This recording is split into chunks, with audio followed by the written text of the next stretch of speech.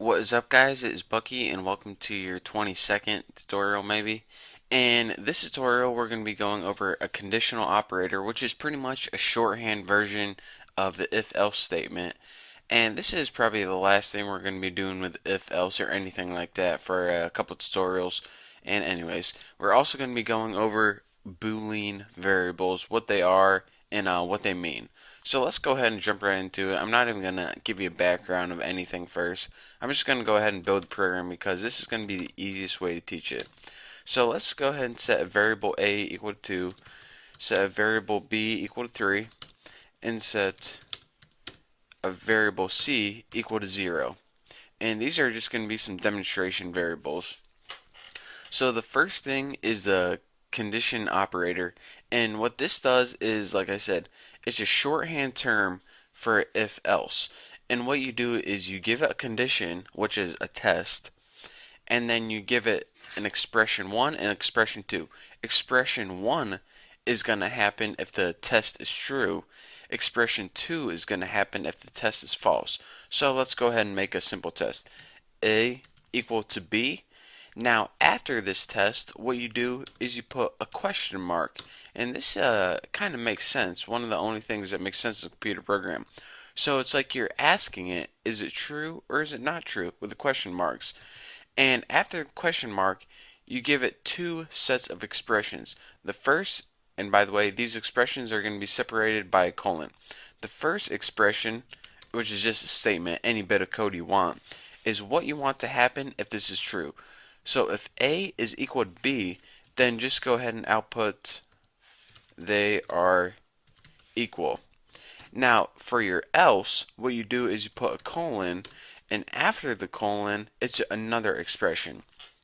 Now, after the colon, you want to write an expression, what's going to happen if the statement is not true, or in this case, they aren't equal to each other. So ns log, let's go ahead and write different. So here's the syntax for this. You give it a condition, and then you give it an expression, what do you want to happen if it's true, separated by colon, what do you want to happen by it's false, if it's false. And again, well, let's go ahead and just run this and see what happens. So save, and it says different right here because A is not equal to B. Now let's go ahead and change those to 2 and 2 and see what we get. Build and run, save it. They are equal. Bam, right there. So again, one last time, you give it a condition, which is pretty much a test, put a question mark after it to know to separate the condition for the expressions, give the true expression separated by colon, and the false expression. So that way it can test whether this is true or false and have code to output either way. So that's kind of the shorthand of a condition operator. So now let's get into Boolean variables. Now, aside from conditions testing whether they're true or false, you can also test if variables themselves are true or false. So let's give you an example. Well, let's go ahead and just copy this entire thing just because we already have the syntax all there. And instead of A equals B, let's just go ahead and test one variable, C. And you're like, what's a test for this? C, true or false? How the heck can you test one variable if it's true or false? Well, let's go ahead and first write true for the true statement and false for the false statement. Now, instead of integers, characters, there's also another data type, and this is called Boolean or Boolean. Now, anytime you have a variable and it's equal to 0, your computer is going to see it as false.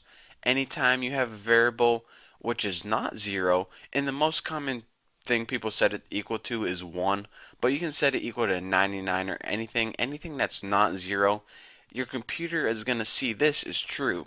So the idea that a variable itself can either be true, which is not 0, or false, which is 0, is the type of a Boolean or Boolean, however you say it. So let's go ahead and run this. So right now, well, we can delete this. We're saying C, which in essence means is C equal to 0? If it is, it's going to be false. So this should output false. If it's not, it's going to be true. So let's go ahead and build and run this. And as you can see, it says false right there. Now let's go ahead, and if we wanted to make this variable true, we would go ahead and set it equal to 1. So now if we go ahead and ran this again, it would output true. So that is the basics of a Boolean variable, and like I said, you can also set it to 99 or anything and still build it, save it, and it'll output is true. So why am I telling you this random variable stuff without even giving you a real need for it? Well, later on we're going to be using Boolean variables, and I want you guys to know whenever we use them, and I'm going to be like if C, then you guys actually know what's going on. And by the way, since you can use it there, you can also use it in an if statement like if C and then output a bit of code right here. So whenever I do stuff like that, now you guys will have an understanding of what it means. And when you see it run in program and see the usefulness of it, then it might click in your head. But anyways, just want to tell you guys that there is something called Boolean variable. If your variable is set to 0, it's going to be false. Anything else in 0 is going to be true. And that's that for this tutorial. So thank you guys for watching. I got nothing else to say. So make sure to subscribe, and I'll see you next tutorial.